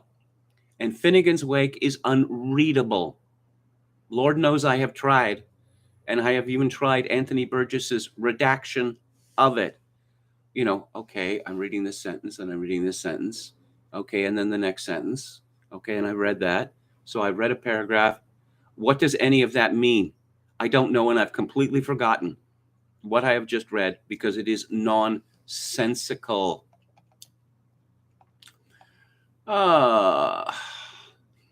Thanks, Kevin. That cheered me up. I needed it, says Oscar Toe. You mean Orida? Mole soinka. Has Maxwell been suicided yet? I know they're planning to, but I didn't know they already had. She was sentenced to 20 years in prison, I believe. R. Kelly was sentenced to 30 years in prison. Hello to the new Barry MC. And Tricky Who. Yes, paying the Dane Geld, says Pete Bauman. I like the sound of the word herringbone, says David the Gnome. Yes, it is amusing, isn't it? Maybe they will do that with the Canadian burial ground. David the Gnome says, I remember seeing that some of the Holocaust sites have a sort of material spread over them, so you can't use ground-penetrating radar. Okay. Who else? Oscar Toe says, I think Gorsuch dissented with the American Indians today and now think he is a man called horse. Yes, Did the United States give away half of Oklahoma to the Indians? It looks more and more like it. I understand that conditions on the ground are deteriorating quickly in that part of Oklahoma. It's a fishing houndstooth. Okay. Alrighty. Now that I've seen KMG in the black and silver, I can't go back to the other outfits. I guess we'll return to the black and silver. Okay. If anyone deserves workplace safety standards, it's air controllers, says Chogokin at 666. Tricky Who asks, anyone listen to Ricardo Delgado? He's all over Odyssey talking about the United Nations UN 2030. Yes, at the same time, we're told, and Schrodinger's cat again, that, oh, yes, Canada and the United States and all these other countries are pleased to sign on to the UN's 2030 agenda. But it doesn't mean anything. It's meaningless. It's not as if the United Nations has a plan for transforming human life across the globe. No. That's a conspiracy theory. Then why has Canada, the United States, and all these countries signed on to UN 2030? Well, never you mind. Let's the experts. The experts will take care of that because the experts are always right. It struck me in the last decade rather forcefully that we have become so over sophisticated or so unmoored from reality that pregnancy is increasingly coming to be seen, at least among the elite class or the aspirant class, as fantastic. It's like, ugh, there's a person living in me for 9 months. Ooh, gross. And so we see, let's see, the rise of surrogates. Now, in many cases, surrogates are acknowledged. Oh, we rented out some poor woman's womb. Or I'm not sure, it's not made clear in a lot of these cases. Oh, yes, delivered babies via surrogates. Oh, so what? You traveled, or part of you in a mission from you traveled all the way to the Ukraine to impregnate a poor woman there? So, now rich people are buying babies. And so Prince Harry and Meghan Mertz have 2 children. The provenance of these children is uncertain. Was Meghan Mertz actually pregnant twice? You consider the veil of mystery around births. Meghan Mertz's refusal to have the birth of her first child, or it's alleged, this was not done at the hospital where royals are traditionally born. Royal physicians were not involved. There's a reason why all of this information is public, because it is essential, in royalty to prove legitimacy. I mentioned before, but the reign of James II was imperiled because of rumors that his son, who was later known as the Old Pretender, had been smuggled into the birthing room on a platter of some sort, and that he didn't have natural children. There's a piece here. Oh, yes, and I should remember Beyonce.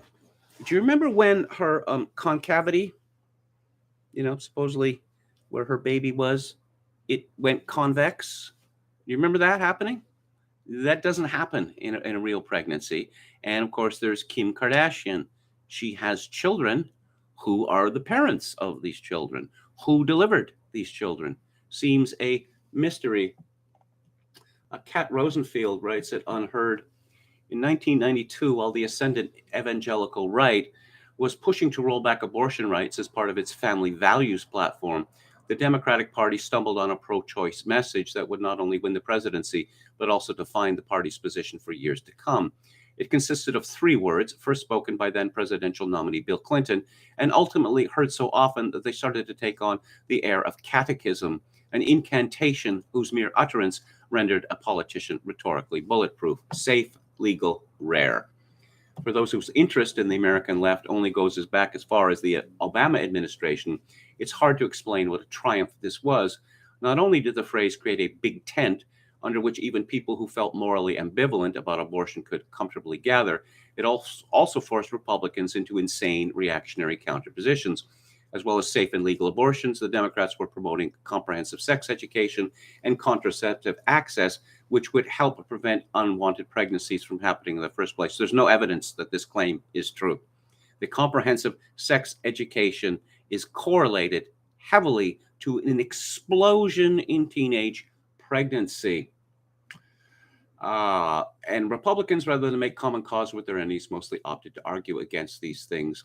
And so, for a brief but magical moment, the Democrats could reasonably claim to be the party of fewer abortions and more shagging, while conservatives were left to take the deeply unpopular position that all non-procreative sex was bad, actually.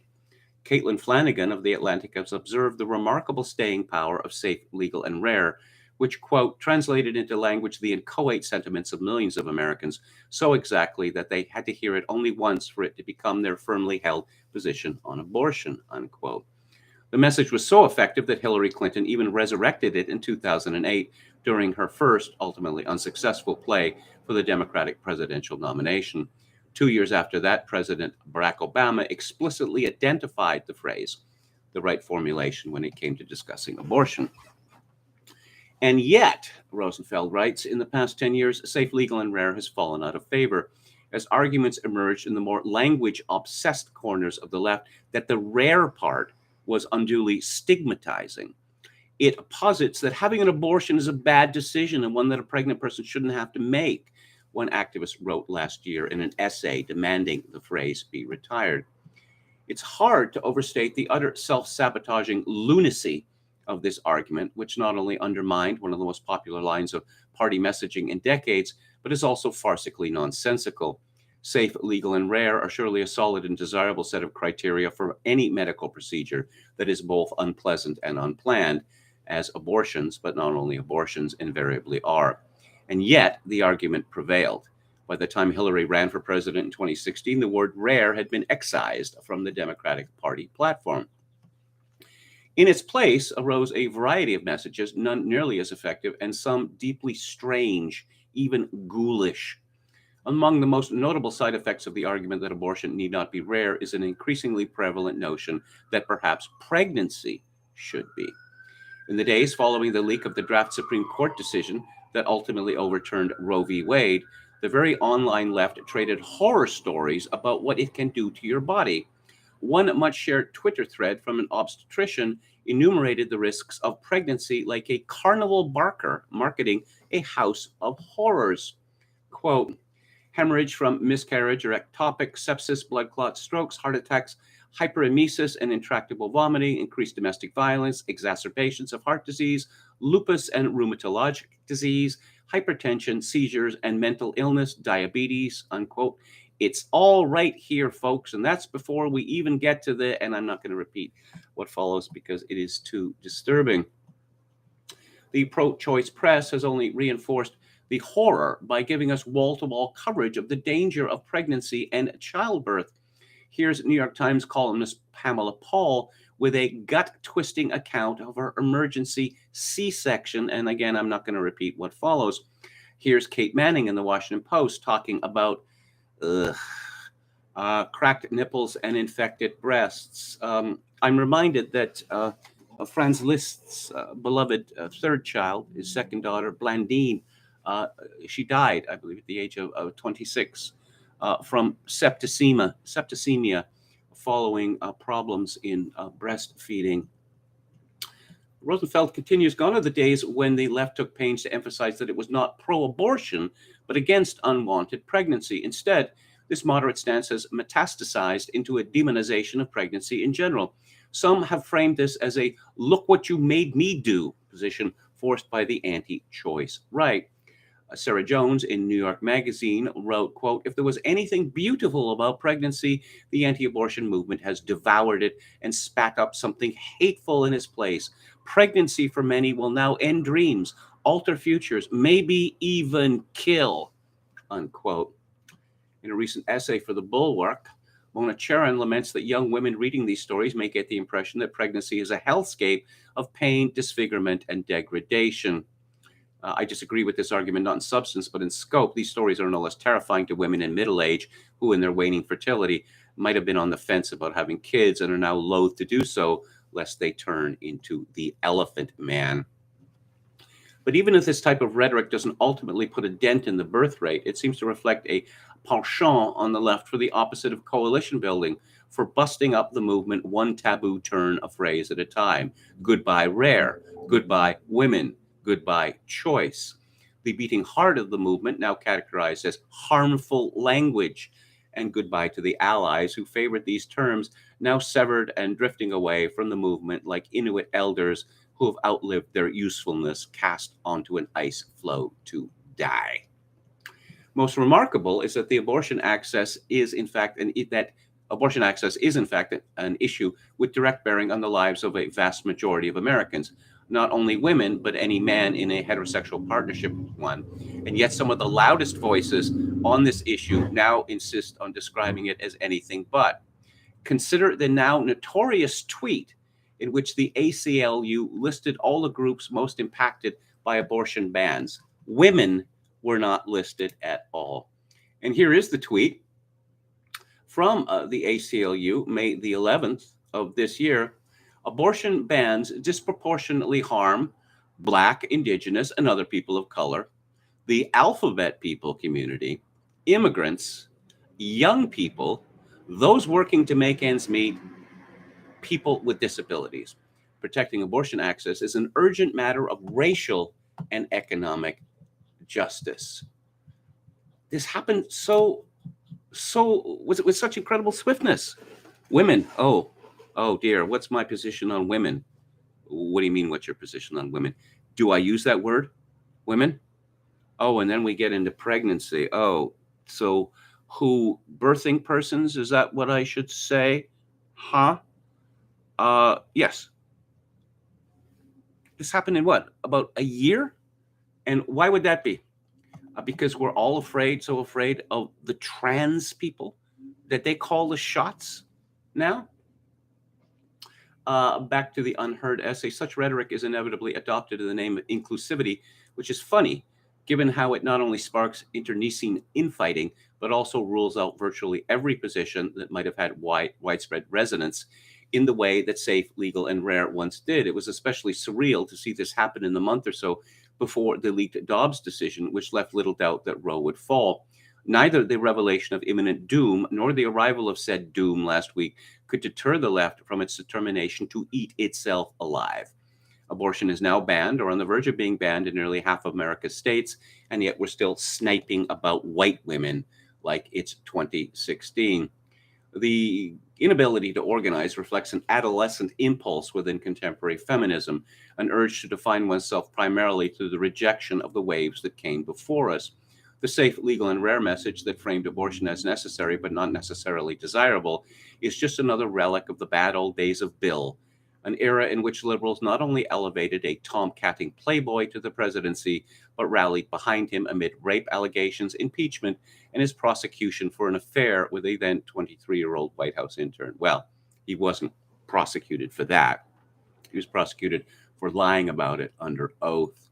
That parts of Clinton's messaging might still be popular with contemporary voters is irrelevant. Everything he touched, everything that coexisted in the same moment as his presidency, is tainted by the nauseous aura of boomer cringe. The problem is that we don't have anything nearly as good to replace it in a moment when a mass call to arms could not be more desperately needed. The absurd suggestion that abortion access is best understood as an alphabet people issue rather than a woman's one isn't going to help us match the momentum of the right in a post-Roe world. Neither is the imperative to shout your abortion, I'll have more on that later, while painting pregnancy as an undesirable, disfiguring disease. These tactics cause rifts even within the base of committed pro-choice activists. Yes, the left is destroying itself, and it couldn't happen to a nicer group of people. Well, yes, again, safe, legal, and rare, it implies very strongly that abortion is unfortunate. And you can't say that anymore. because abortion apparently is glorious. But what does Megan Mertz have to say? I know you've all been waiting for this. This is from Harriet Alexander at the Daily Mail. Megan Mertz has urged men to be more vocal with their anger at the repealing of Roe v. Wade, as she revealed that Prince Harry's response to the news on Friday was, quote, guttural. You mean he talked like this after he heard? Megan Mertz does not know what guttural means. The Duchess of Sussex, 40, spoke to Vogue magazine in conversation with author and activist Gloria Steinem, 88, and journalist Jessica Yellen. Steinem declared the day after Friday's ruling that she would welcome women traveling to New York for an abortion into her own Manhattan home. She said that her husband was a feminist and he reacted with anger to the Supreme Court's decision. Mertz said that all men need to join women in the fight to protect abortion rights. Quote, men need to be vocal in this moment and beyond, because these decisions that affect relationships, families, and communities at large, they may target women, but the consequences impact all of us. My husband and I talked about that a lot over the past few days. He's a feminist too. Yes, I can imagine Meghan buttonholing Harry. We need to have a talk. Again, can we set a time limit on this from the beginning? I got things to do tomorrow. Here's a picture of Gloria Steinem, who has looked like a wraith for decades now. Steinem, who was approached by Mertz in 2020 when the Duchess realized that she was sheltering during the pandemic near their California home, said she could confirm that Harry was deeply interested in women's rights. She called the pair chosen family. His reaction last week was guttural, like mine. Markle said, I know that for so many women right now, there is a sentiment of despair. But again, we have to band together and not wallow. We have to do the work. Steinem told the story of her own abortion. Oh, yes, yes. Again, shout it out. Shout it out, ladies. And it's very funny here when Meghan talks about Harry. She's made it clear that this man has been bent to her will, and Meghan intends to bend all the men of America to her will. Very amusing.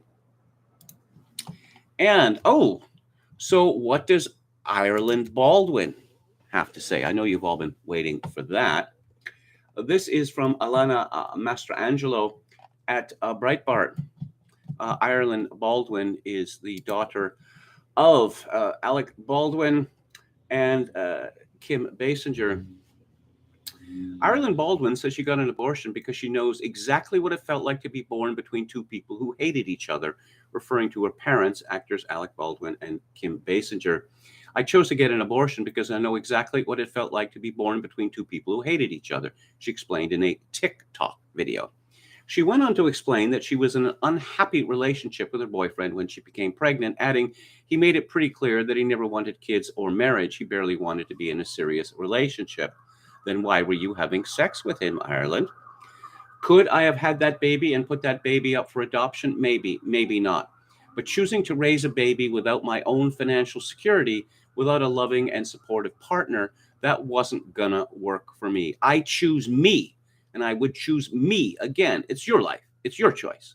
She had it. Now, given that Ireland Baldwin doesn't seem to have a job, and to the best of my knowledge has never really had a job, it's fairly obvious that she survives with support from her father. Now, we know that Alec Baldwin has many, many children. And I'm sure that Alec Baldwin would have been absolutely delighted to get his first grandchild.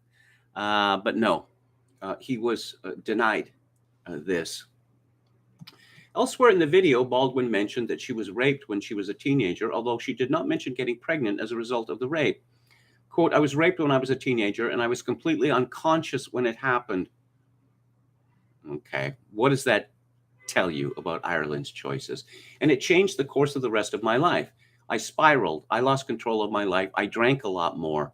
Well, apparently, she was drinking a lot before then, even. If you wake up and you can't remember that you had sex the night before, then you were well away. I partied a lot more. I self-medicated. I was in other abusive and toxic relationships and friendships. I pretty much did everything I could to distract myself. Ireland Baldwin is pictured here. There's an illustration with Getty Images, and she is wearing, I don't know what it is, a dress which has fake blood poured all over it, and she has fake blood streaming from her eyes. She has worked as a model, but she's really working hard, it seems, Ireland Baldwin is, for people to associate her with death and dismemberment.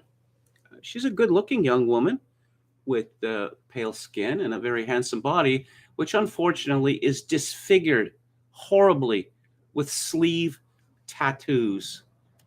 Such a shame. And this from the Federalist, Beth Whitehead.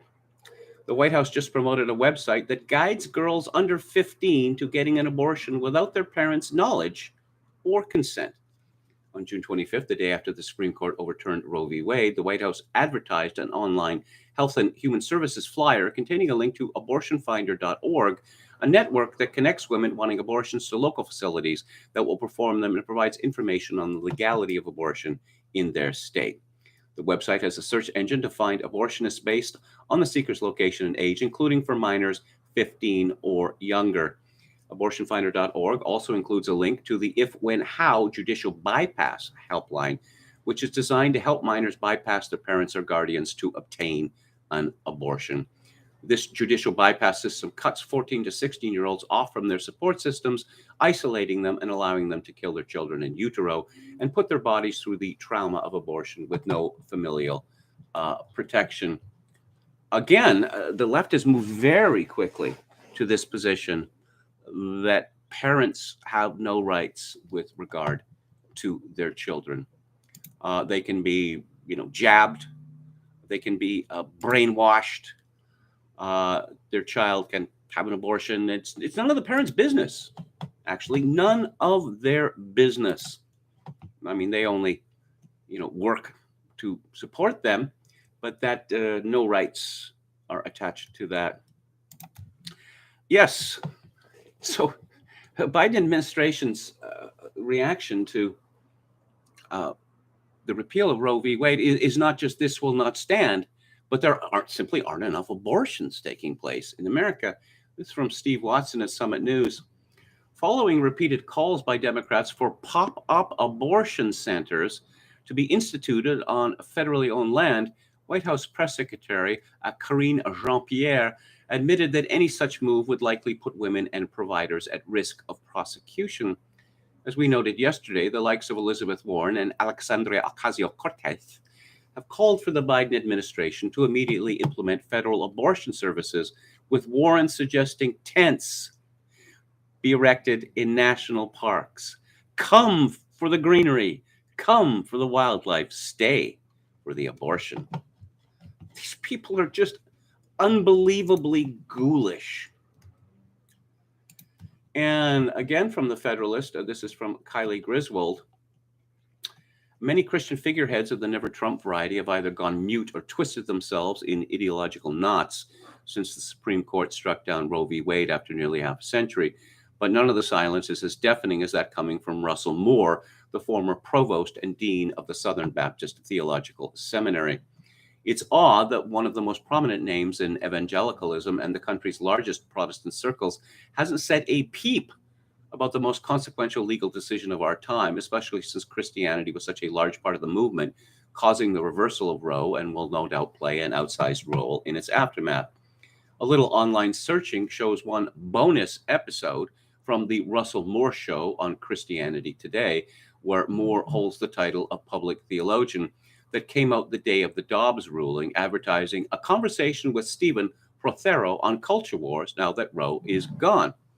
But the episode didn't occur after Roe was gone. It was a pre-tape from after the Dobbs draft opinion leak, speculating about what might come next, meaning Moore has offered no post-Roe analysis.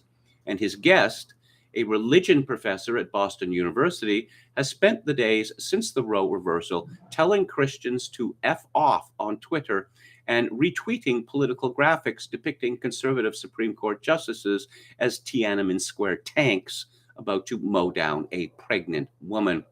Christianity Today didn't respond to multiple requests for comment about why the pre-taped podcast was dishonestly framed as post-Dobbs commentary.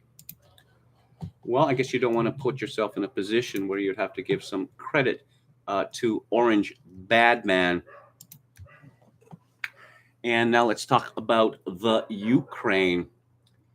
This is from the blog of Caitlin Johnstone. Turkey's President Erdogan has officially withdrawn Ankara's objection to the addition of Finland and Sweden to NATO membership, with the three countries signing a trilateral memorandum at a NATO summit in Madrid. The removal of Erdogan's objection was reportedly obtained via significant national security concessions from the other two nations, largely geared toward facilitating Turkey's ongoing conflict with regional Kurdish factions. And it removes the final obstacle to Finland and Sweden beginning the process of becoming NATO members. Finland's addition will more than double the size of NATO's direct border with Russia, a major national security concern for Moscow. Hey, remember when the noble, brave Kurds were like this with the United States, our closest allies or whatever, and now the United States is prepared to throw them to the wolves or to the Turks to get Finland and Sweden into NATO. As I've mentioned this old joke before, I'll mention it again. As they say, it is dangerous to be an enemy of the United States, but it is fatal to be a friend. Sweden and Finland moved rapidly to apply to NATO in the wake of Russia's invasion of Ukraine, reversing decades of security policy and opening the door to the alliance's ninth expansion since 1949. Johnstone comments, so the Western Empire will be expanding NATO again in response to a war that was predominantly caused by NATO expansion. Brilliant. At the same NATO summit, President Biden announced plans to ramp up U.S. military presence in Europe in response to the Ukraine war. Yes, Boris Johnson and his Winston Churchill act. Now, speaking of cloud cuckoo land, this is from Deborah Haynes at Sky News. Britain and its allies face their 1937 moment following Russia's invasion of Ukraine and must do everything possible to avert another world war, the new head of the army has said. The warning emerged as Prime Minister Boris Johnson is expected to announce an uplift in UK defense spending this week in line with growing security challenges. One of these security challenges would not be the continuous invasion of Britain by migrants. That should be the first duty of Britain's military, but no.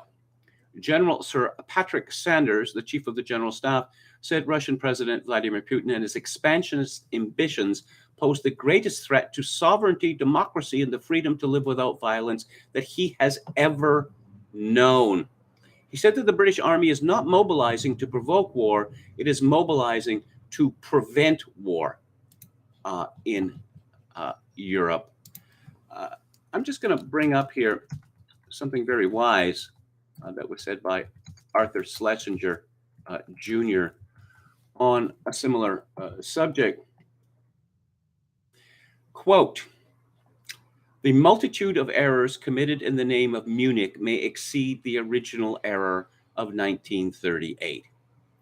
1937, I don't know why Sanders used that term. The military buildup in Britain began when Stanley Baldwin was prime minister. But no, again, it's Hitler. Hitler again. Everything that we don't like is Hitler. I think that people are tired of that. Are they not? Perhaps exhausted, as the kids like to say. This is from Andreas Saitis and John O'Donnell at Reuters. Trade through Lithuania to the Russian enclave of Kaliningrad could return to normal within days, two sources familiar with the matter said, as European officials edge towards a compromise deal with the Baltic state to defuse a row with Moscow. Kaliningrad, which is bordered by European Union states and relies on railways and roads through Lithuania for most goods, has been cut off from some freight transport from mainland Russia since June the 17th under sanctions imposed by Brussels. European officials are in talks about exempting the territory from sanctions, which have hit industrial goods such as steel so far, paving the way for a deal in early July if EU member Lithuania drops its reservations, said the people who declined to be named. The row over the Russian enclave's isolation is testing Europe's resolve to enforce sanctions imposed following Russia's invasion of Ukraine, fueling fears of an escalation after other restrictions pushed Russia to default on its debt. You know, these sanctions and other measures taken against Russia are traditionally defined as acts of war. But nobody seems to talk about that. And yes, here we go. Michael Anton has a piece of the American mind called the Reductio ad Hitlerum. Yes, this is about National Review, which isn't worth giving a lot of consideration by you or me, so I'll try to keep it short. One of the pitfalls of success in social media saturated modern America is you get a lot of concern trolls. The Claremont School of Conservatism, broadly understood as people educated at the Claremont Graduate School by Harry Jaffa and his students, plus those who became fellow travelers, has risen in prominence over the last decade or so. This has occasioned much tutting that we have somehow betrayed our principles or our teacher, in particular for saying nice things about Trump.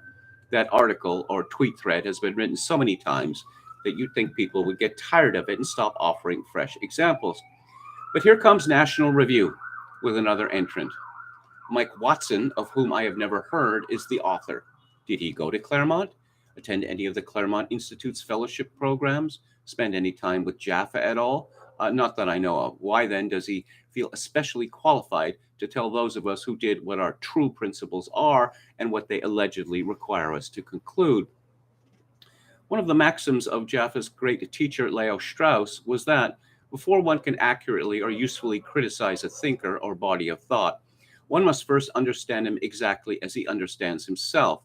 Like all of our concern trolls, Mike Watson believes that he understands Claremont as well as, or better than, the Claremontsters. But he doesn't. In fact, he doesn't seem to understand us at all. Anton continues, I'm not going to refute Watson's claims point by point, although I easily could, but who cares? However, one is deserving of examination since it has been made dozens of times before, will no doubt be made dozens of times more, and demonstrates Watson's lack of familiarity with the issues and materials at hand. Watson may think he is being original in comparing us to Carl Schmitt, the German jurist and political theorist who joined the Nazi Party in 1933, served the Nazi state until coming under party suspicion 3 years later, and yet in 1985 went to his grave apparently unrepentant. But this facile comparison has been done to death over the last 6 years. Maybe Watson doesn't know that, but didn't any of his editors? Like his concerned troll forebears, Watson finds a commonality between Schmitt's most famous idea and some of the more recent arguments coming out of the Claremont School. Watson doesn't come right out and call us Nazis. He's too polite or pusillanimous for that. He just writes an entire piece comparing everyone with influence on the contemporary right, including us, to the second most famous after Martin Heidegger thinker who joined the Nazi Party. The reader is left to draw his own conclusion. And what else is he supposed to conclude? As to the substance, such as it is, of Watson's claim, the aforementioned most famous idea of Carl Schmitt is his assertion that the friend-enemy distinction is the foundation of all politics. Watson finds this, and thus by extension us, whom he accuses of subscribing to it, anathema. That's about the only thing he gets right. We do believe in the friend-enemy distinction, and that is fundamental to politics. Why? Because it is. Where do we get this idea? From our teacher, Harry Jaffa, whom Watson accuses us of betraying. Where did he get it? From his teacher, Leo Strauss, who got it from Plato and Aristotle, and one might say from observations of and reflections on the nature of things. A word needs to be said about Strauss and Schmitt. Like all the other concerned trolls who invoke Schmidt to trash us, Watson seems to think that simply to cite Schmidt the Nazi is to win the argument ad uno tratto. But if that were the case, then he would also be delivering a knockout punch to Strauss and to his student Jaffa, from whose teachings we are said to have woefully departed. Watson is apparently unaware of the great respect in which Strauss and Schmidt held one another, of Strauss's qualified esteem for Schmidt's work as opposed to his political activities, which Strauss passed on to his own students, including Jaffa, who passed it on to us. Strauss and Schmidt knew one another personally and did each other important services. Schmidt was instrumental in getting Strauss the grant money that allowed him to leave Germany in 1932. Strauss privately wrote to Schmidt the most penetrating and detailed criticism of his major work, The Concept of the Political, that Schmidt received from any quarter. Schmidt later enthused that Strauss, quote, saw through me and x-rayed me as nobody else has, unquote. Schmidt's works and Strauss's notes on them are long, complex, and defy easy summary. Those interested will want to turn to the originals. There is also a fine overview, Carl Schmitt and Leo Strauss, The Hidden Dialogue, by Heinrich Meyer. For present purposes, we may say the following. Schmidt's admission that Strauss saw through him is perceptive. Strauss does not denounce Schmidt's core insight. Rather, he thinks it through to its roots and assesses not just its strengths, but its ultimate inadequacy. This is, one hardly need add, far from the glib dismissal we get from the likes of Watson. Strauss many times pointed out of the three definitions of justice proffered in Book 1 of Plato's Republic, only one survives the transition to the perfectly just city, or city in speech. And that is the view that justice is helping friends and harming enemies. If we want to be absolutely strict, we would immediately clarify that Socrates denies that justice entails harming anyone, but he does so by defining harm in such a way that offends ordinary common sense, e.g., deserved punishment is not harm. Socrates does not, however, deny the friend-enemy distinction. To the contrary, he builds his whole political philosophy thereon. His just city emphatically begins and never retreats from recognizing that all politics is particular. There will always be borders, citizens and non-citizens, and hence friends and enemies. This does not mean that every citizen, non-citizen, is always an active enemy combatant, but he is always potentially so, and never a friend in the same way the fellow citizen can and must be. The eternal and inevitable presence of potential enemies is why there must be a guardian, later renamed auxiliary warrior class. For Strauss, this basic insight, fundamental to all politics, is a necessary starting point from which one must ascend to discover and eventually implement true justice, or the closest approximation practicable in the real world. Hence, for Strauss, Schmidt's theory is not so much wrong but incomplete. To tell a very long story in very few words, for Strauss, Schmidt's thought is but another attempt to address fundamental problems of late modernity that end up either relying on or even radicalizing faulty modern premises. Strauss credits Schmidt, as he credits Heidegger, with seeing late modernity's dead end more or less clearly, but criticizes him for not fully thinking through to the implications of his own ideas. For Strauss, the only way forward is a return to ancient modes of thought that nearly all of his contemporaries, including Schmidt, considered decisively refuted and thus of only historical interest. But Strauss alone showed that they were wrong. I wouldn't expect someone like Watson or anyone at National Review to know any of this. It's abstruse academic stuff, but if they don't, they shouldn't write about or publish on it. It's embarrassing for them, or should be, and disrespectful to the memories of great men, Strauss and Jaffa. It's also meretricious and low to refer to people whose ideas they don't understand as Nazis. One reason the genuine right considers National Review a joke is that the magazine long ago lost the ability to distinguish between friends and enemies. NR spills considerable ink cozying up to the left and trying to show that they are not like those unacceptable bad conservatives, but are instead harmless and reliable good guys. It attacks and backstabs those who ostensibly are or should be its friends and sucks up to its supposed enemies. Or perhaps National Review is simply lying to its readers and donors and is playing Schmittian politics after all, but having switched sides? I couldn't say, but that explanation fits the observable facts. National Review presents itself as the flagship publication of American conservatism, but then goes around calling conservatives it doesn't like Nazis. Those who call you Nazis are not your friends, but your enemies. No one who is not a fool takes advice from his enemies or assumes that said advice is well intentioned. It may be useful, even necessary, to know what your enemies are saying about you, but that's about as far as it goes. In the case of National Review, which, as best as I can tell, no longer has much influence, it doesn't even go that far. Not long ago, when National Review transitioned to a new editor, only its fourth in the magazine's 67-year history, I mentioned this to a prominent conservative intellectual, that is, prominent in the relevant new right, not the irrelevant establishment grifter right. When did this happen? He asked me, clearly surprised. I don't know, I replied. 3 months ago? Maybe 6? What does it say, he mused aloud, that National Review, whose smallest masthead changes used to be big news on the right, got a new editor and I didn't even know it? Anton concludes, it says it all. About Leo Strauss. I'm not an admirer of Leo Strauss for this reason. He was a Gnostic. That Strauss claimed a particular ability, a rare, one might say, a unique ability to read through text and find subtext. For instance, I'll tell you what Plato really means, and it's not the text, but my interpretation of it. I will tell you what Abraham Lincoln really thought about Negroes.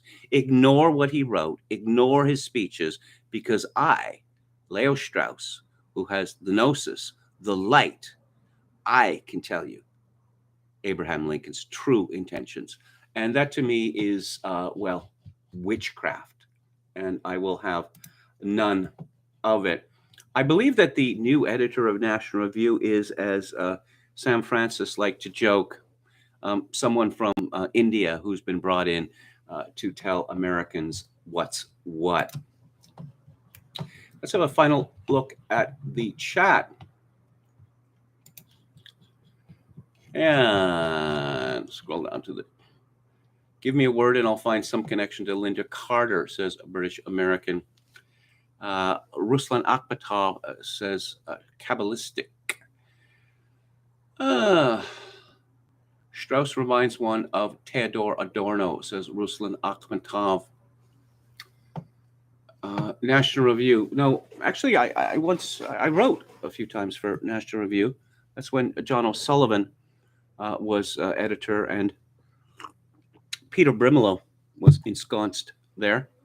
Of course, Brimelow was sacked unceremoniously, I think by fax, and O'Sullivan was removed, but he was given a package to keep him sweet and quiet. It's just irrelevant, you know.